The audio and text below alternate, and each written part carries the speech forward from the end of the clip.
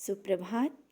बाबा कहते हैं, मेरे प्यारे बच्चे, जानता हूँ जीवन में तुम अपने कुछ खालीपन महसूस कर रहे हो ना। कुछ अपनों के दूर जाने के बाद अकेला महसूस कर रहे हो। बच्चे ये क्यों नहीं सोचते, अगर वो जगह खाली लग रही है तो उसका भी कोई कारण ही होगा। वो कारण है मेरा तुम्हारा जीवन में और करीब आना।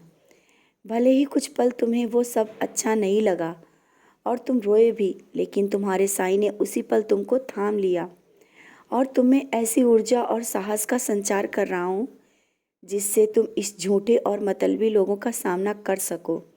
लोग तुम्हें कमज़ोर कहते हैं ना, एक दिन उन्हें स्वयं समझना होगा कि तुम कमज़ोर नहीं हो।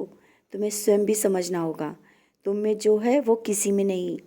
तुम मेरे लिए एक विशेष हो और मेरे बहुत ही करीब। अब समझ गए हो ना। अब तो अपने मन को शांत करो।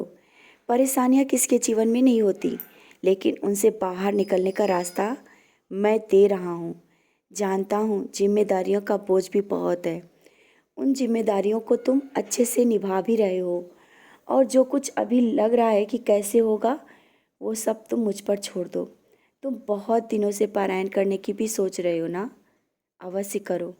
मेरा पूरा आशीर्वाद तुम्हारे साथ है और तुम कर पाओगे।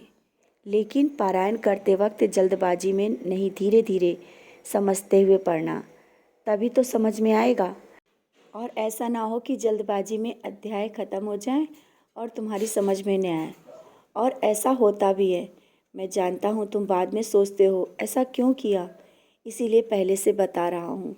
तुम अपने मन में ये मत सोचो कि तुम्हें अभी पूजा करने का समय नहीं मिल पा रहा है, तुम मेरी सेवा अच्छे से नहीं कर पा रहे हो। बच्चे, तुम अपने सभी काम और जिम्मेदारियां निभाते हुए तुम मेरी पूजा करते हो, मुझे बहुत खुशी होती है। मैं तुम्हारी पूजा से बहुत खुश हूँ। जिम्मेदारियों को निभाते हुए मेरे करीब आना, ये भी तो सबसे बड़ी पूजा है। कर्म भी पूजा है। अपने कर्म करते चलो, सब कुछ सही हो जाएगा।